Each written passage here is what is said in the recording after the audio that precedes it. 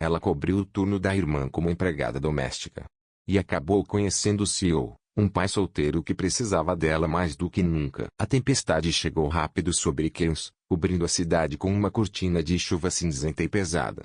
O trovão ecoava à distância, fazendo tremer os vidros da pequena janela do apartamento. Lá dentro, Laura estava sentada no chão, junto ao velho aquecedor, um grosso livro de medicina aberto no colo. Cabelo loiro, preso de qualquer jeito, caía em mechas sobre a testa úmida. Ao lado, um copo de macarrão instantâneo já frio e intocado. Ela usava o uniforme da faculdade, ainda com o moletom por cima para se aquecer.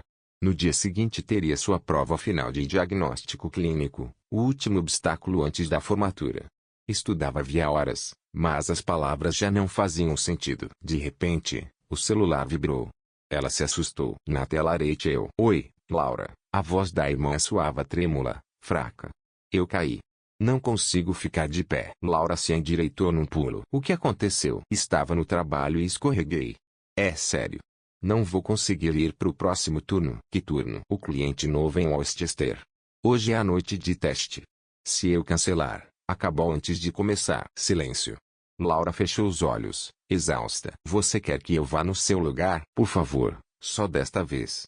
A mansão é enorme, cliente rico, contrato fixo.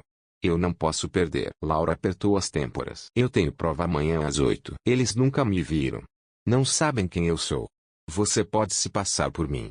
O uniforme tá limpo, o crachá tá no bolso. É só aparecer, fazer o básico e ir embora. Laura olhou ao redor do pequeno apartamento, as mochilas na porta, os casacos dividindo o mesmo cabide, a janela remendada com toalhas velhas. Rachel estava sozinha, com o tornozelo provavelmente inchando, ainda pensando em sustentar as duas. Respirou fundo. Tá bem. Eu vou. No banheiro, vestiu o uniforme cinza engomado, prendeu o crachá R. Martinez no peito e amarrou o cabelo com força.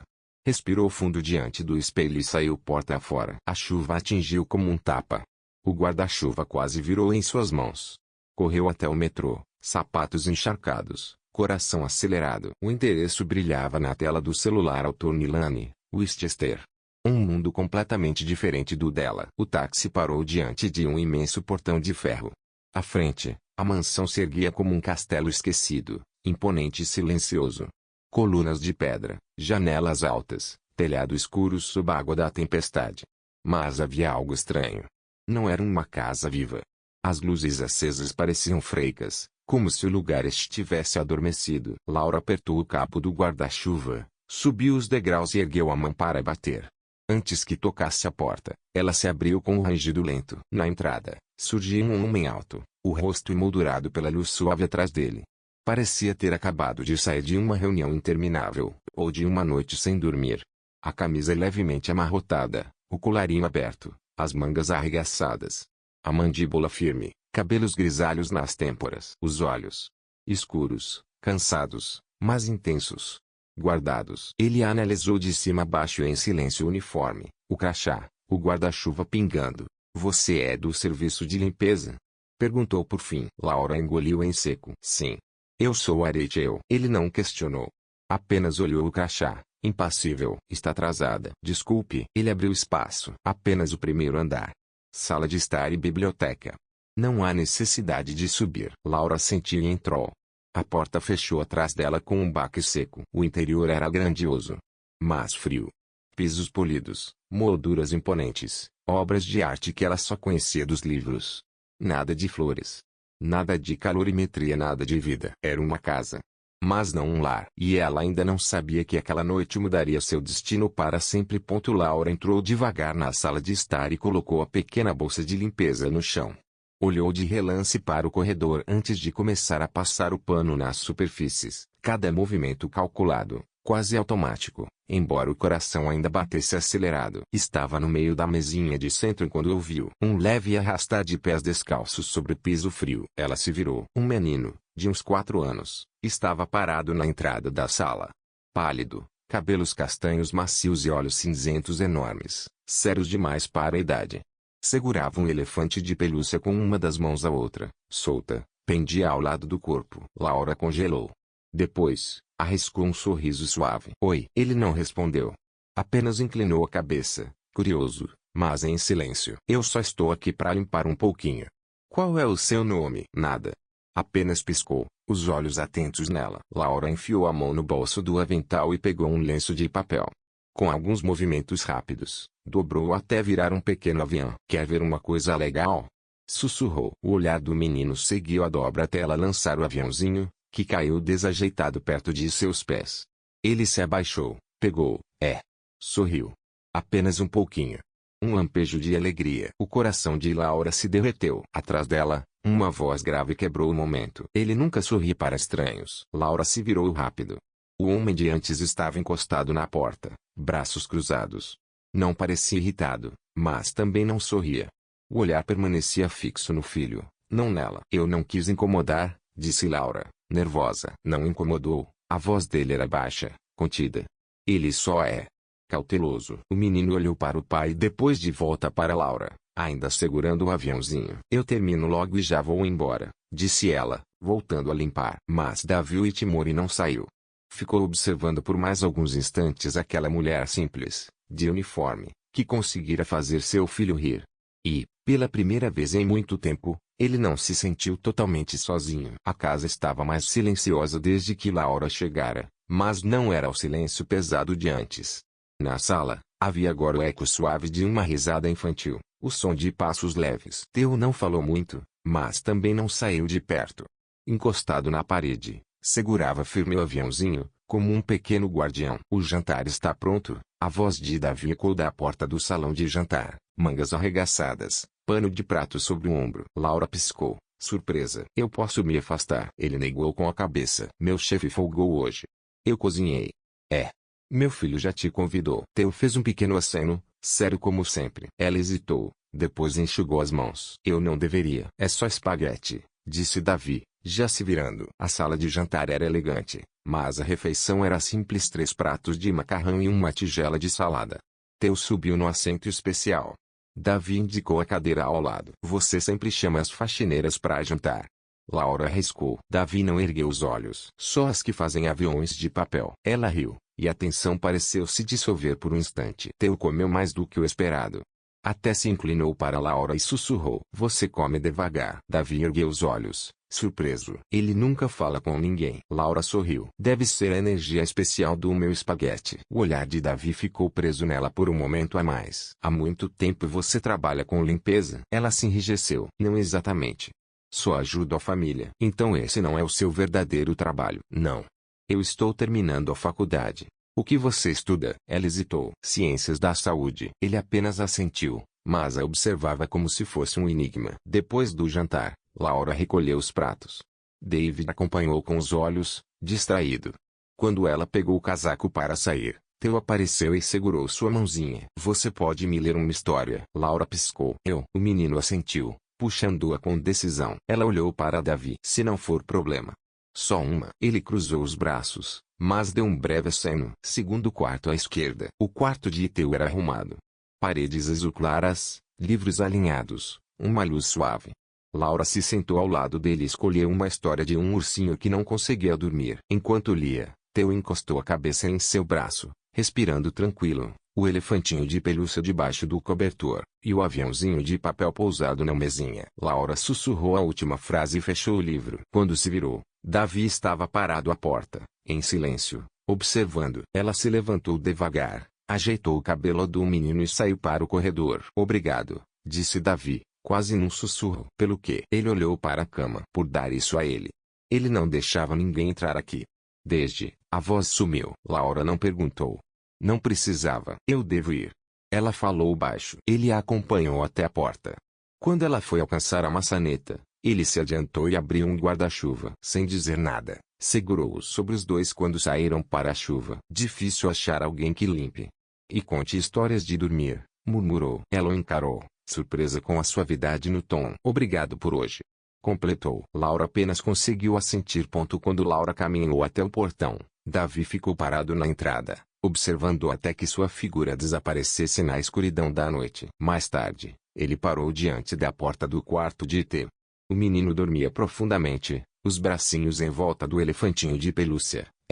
Um sorriso discreto iluminava seu rosto. Davi se apoiou no batente, murmurando baixinho. Você sorriu para ela, filho. Algo que eu não via há muito tempo. Na manhã seguinte, Davi Whitmore estava sentado à beira da mesa de seu escritório, celular no ouvido. A luz suave atravessava as janelas altas, mas ele mal percebia. Quero a mesma funcionária de ontem, disse firme. A Rachel. Mandei-na de volta. Houve uma pausa do outro lado da linha. Sr. Whitmore, preciso confirmar a escala dela. Então confirme. Ele encerrou a chamada sem mais palavras. Ficou em silêncio por um instante. Algo havia mudado em sua casa na noite anterior. Pela primeira vez em anos, o lugar deixara de ser um museu frio. E parecia de novo um lar. Theo havia sorrido. Havia rido. E Davi não permitiria que isso se perdesse. Em Kells, Rachel ainda repousava quando Laura voltou da aula. O tornozelo da irmã estava enfaixado, elevado. Pálida, mas com um leve sorriso. Eles ligaram, murmurou Rachel. O cliente me quer de volta. Laura ergueu a sobrancelha. E eu disse sim. Rachel continuou calma. Só que dei o seu número. Rachel, você não fez isso outra vez. Fiz. Você viu meu tornozelo, eu não posso ir. Mas ele pediu por mim. O que significa que pediu por você? Laura massageou as têmporas. Eu tenho provas. Não posso virar governanta de um homem rico em Westchester. Antes que Rachel respondesse, o celular de Laura vibrou. Número desconhecido. Ela atendeu com hesitação. Rachel. A voz era inconfundível. Grave, calma. Davi Whitmore. O coração dela disparou. Raquel Whitmore. Quero que volte hoje. Vou providenciar transporte. Você será bem compensada. Eu não sei se você pode. Interrompeu, firme mas sem dureza. Eu insisto. Laura hesitou. Lembrou da mão pequena de Theo segurando a sua, da risada tímida, do aviãozinho de papel voando na sala. Eu vou, sussurrou. Naquela tarde, um carro preto aguardava na saída da faculdade. O motorista abriu a porta. Laura entrou, os livros sobre o colo, repetindo para si mesma apenas alguns dias. Nada mais. Na mansão, David recebeu na porta. Dessa vez usava um terno impecável. Estava mais composto, mas os olhos ainda guardavam o cansaço de sempre. Você voltou. Disse em voz baixa. Depois acrescentou, ótimo. Pense nisso menos como limpar. E mais como ajudar meu filho. Ele responde a você. Laura cruzou os braços. Só depois das aulas. E sem pagamento extra. Não estou fazendo isso pelo dinheiro. Davi assentiu, quase sorrindo. Como preferir. Os dias ganharam um ritmo silencioso. Laura chegava todas as tardes, trocava de roupa e circulava pela casa com naturalidade. Nas noites em que a equipe de cozinha não estava, preparava jantares simples, sanduíche quente, sopa de tomate, macarrão com ovo. Organizava os livrinhos de Theo, dobrava suas meias minúsculas, respondia a cada pergunta, até as sussurradas na hora de dormir. Theo passou a segui-la por toda parte. Esperava por ela na escada, segurava sua mão no jardim, ria quando construíam torres com caixas de cereal e blocos antigos de Lego. Davi via tudo. Às vezes da janela do escritório, às vezes parado no vão da porta, em silêncio. Observava quando Laura limpava o quarto de Theo e encontrava, entre os livros, uma moldura esquecida. Ela limpou com cuidado e colocou sobre a escrivaninha uma foto de uma mulher de olhos quentes embalando um bebê. A mãe de Theo. Noutra noite, Laura achou um velho elefantinho de pelúcia numa caixa de doações. Não disse nada. Apenas o ajeitou e colocou no travesseiro. Naquela noite, Theo adormeceu abraçado ao brinquedo, a foto observando da escrivaninha. Laura nunca mencionou nada. Mas Davi percebeu. E, aos poucos, algo nele começou a se soltar. Já não temia chegar em casa. Agora, havia luz, voz suave lendo histórias, gargalhadas, calorimetria. Ele parava no limiar da sala, a gravata frouxa, e apenas ouvia. Não dizia em voz alta. Mas sabia que aquela casa não estava mais silenciosa. Estava voltando a ser um lar. As noites na mansão Whitmore sempre haviam sido as mais difíceis. O silêncio era denso, as sombras profundas. Theo, pequeno e vigilante, temia o escuro desde o dia em que sua mãe deixou de voltar pela porta. Quase todas as noites, acordava chorando, agarrado ao elefantinho, murmurando o nome dela. Laura percebeu. Numa dessas noites, em vez de apenas ler uma história, trouxe papéis, tesoura e canetinhas. Sentou-se no chão ao lado da cama e começou a recortar estrelas, luas, constelações. Colando-as pelas paredes azul claras. Construindo para ele um céu inteiro, Qual é aquela? Perguntou Theo, apontando. Aquela é Orion, sussurrou Laura. Ele é forte. Protege os que dormem. Eu aquela. Laura sorriu. É Lyra. Dizem que a luz dela carrega a música do céu. Theo piscou. Da mamãe. Laura hesitou, depois assentiu. Sim. Como uma canção de ninar que ela manda lá de cima, para que você nunca mais precise ter medo. Theo sorriu pequeno, mas verdadeiro. Você fica até eu dormir? Fico. Naquela noite, Davi voltou para casa com os ombros pesados. Ao passar pelo quarto do filho, ouviu vozes. Abriu a porta devagar. Laura estava sentada ao lado de Theo, o braço envolvendo-o com cuidado, enquanto apontava para as constelações projetadas na parede. Theo repetiu os nomes em um sussurro cheio de admiração. Ele sorria. Davi ficou parado no corredor, imóvel. Algo em seu peito doeu, algo esquecido, quase estranho. Os dias seguintes ganharam um novo ritmo. Laura chegava depois das aulas e o silêncio da mansão desaparecia. Ela e Theo fizeram panquecas no sábado de manhã. Leram livros espalhados no tapete. Preencheram tardes cinzentas com lápis de cor, torres de blocos e gargalhadas. Davi dizia a si mesmo que era apenas por ter. Mas ficava mais tempo do que pretendia. Até que veio outra noite chuvosa. Laura chegou encharcada, o guarda-chuva destruído pelo vento. Sorriu, tentando disfarçar. Mas no jantar, estava pálida, as mãos tremendo. Você está doente, disse Davi. Estou bem, murmurou, vacilando. Ele segurou o braço dela. Chega. Vá deitar. Theo olhou aflito. Pegue seu elefante, disse Davi suavemente ao filho. Eu vou cuidar dela. No quarto de hóspedes, a pele de Laura queimava em febre. Balbuciava sobre precisar estudar, mas ele a silenciou. Você vai descansar. É definitivo. Ela sentiu fraca, afundando nos travesseiros. Davi foi até a cozinha, lugar que não frequentava havia anos. Preparou o caldo e voltou com uma tigela fumegante e um pano frio. Sentou-se ao lado dela e colocou o pano em sua testa. Laura mexeu-se, murmurando. Pai. Davi congelou. Eu vi. No sonho. Eu tinha 12 anos quando ele morreu. Ela parecia tão jovem, tão vulnerável. Sinto tanta falta dele. Por um instante, ele não se moveu. Então, num tom baixo, quase imperceptível. Se eu fosse da sua família, teria orgulho de você. Laura adormeceu. Mais tarde, Theo entrou no quarto com o elefante nas mãos. Davi se inclinou. Ela está descansando. Amanhã vai estar melhor. Theo sussurrou. Podemos ficar com ela? Davi não respondeu. Mas, ao olhar para a garota adormecida em sua casa, sentiu o ar mais quente, mais vivo. Algo tinha mudado. Algo comum. Mas mágico. Na manhã seguinte, a mansão Whitmore estava estranhamente silenciosa. Laura cantarolava baixinho enquanto tirava o pó da biblioteca. Theo coloria seu livro aos pés dela, levantando os olhos de tempos em tempos, como se quisesse ter certeza de que ela não desapareceria. O som da campainha ecoou de repente, fazendo-o sobressaltar. É o papai? Theo se animou. Não, querido. Ele está no trabalho. Laura ajeitou o avental e foi até a porta. Na soleira, um homem de terno cinza, prancheta na mão, expressão fria e profissional. Bom dia. Sou da Everclean Services. Estou aqui para uma checagem de rotina.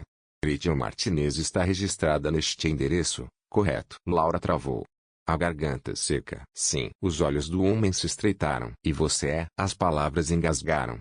Theo puxou a manga dela, inocente. Essa é a Laura. O homem ergueu as sobrancelhas.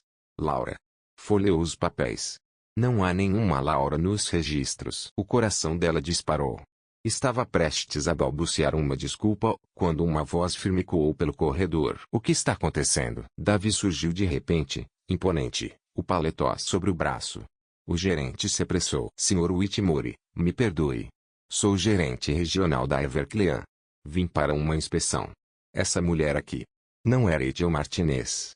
Ela não faz parte da nossa equipe. O olhar de Davi caiu sobre Laura, duro como lâmina. O que ele está dizendo? Theo, assustado, apertava o elefante contra o peito. Senhor Whitmore, insistiu o gerente, sua funcionária oficial está de licença médica.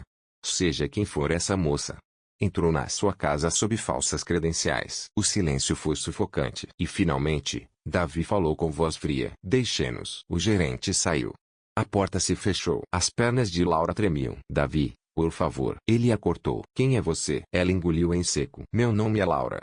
Rachel. Rachel é minha irmã. Ela deveria estar aqui, mas sofreu um acidente. Eu só vim naquela primeira noite para ajudar. Nunca planejei ficar. Os olhos dele se estreitaram. Então você mentiu. Entrou na minha casa com um nome falso. Deixou meu filho acreditar. A voz quebrou, endurecendo logo em seguida. Você faz ideia do que isso significa? As lágrimas turvaram a visão dela. Eu não queria enganar você. Achei que seria só uma noite. Mas você pediu para eu voltar. Rachel ainda não podia trabalhar. E a voz falhou. Eu nunca quis machucar vocês. Davi respirou fundo, o rosto carregado de dor e raiva contida. Sabe o que é finalmente ver meu filho sorrir de novo? E perceber que foi construído sobre uma mentira. Ela recuou. Não foi mentira. Não com ele. Cada momento foi real. Eu me importo com T. Eu me importo com... E a frase morreu nos lábios dela. Davi recuou como se as palavras dela tivessem queimado sua pele. Sua voz saiu baixa, carregada de perigo. Você é como todas as outras. Entrou na minha vida porque precisava de algo. Dinheiro, segurança, seja lá o que for. Me fez acreditar que era diferente. As lágrimas de Laura transbordaram. Isso não é verdade. Sua voz quebrou. Eu nunca peguei mais do que precisava. Eu disse que não estava aqui pelo dinheiro. Mas ele já não a escutava. O rosto se fechou, como janelas sendo trancadas diante de uma tempestade. Vá embora, disse friamente. Amanhã resolveremos tudo de outra forma. O ar sumiu dos pulmões de Laura. Ela abriu a boca para implorar, para fazê-lo acreditar. Mas o olhar dele a silenciou. Lentamente, virou-se para a porta. Eu estava parado ali, testemunha inocente de um coração se partindo. O menino a fitava, confuso, os olhos cheios de medo. Você vai embora. Sussurrou. Laura se agachou, beijou-lhe a testa enquanto as lágrimas caíam em seus cabelos. Me desculpa, meu amor. E saiu. Cada passo na chuva era como uma lâmina cortando seu peito. Atrás dela, ficou o menino que aprendera a amar.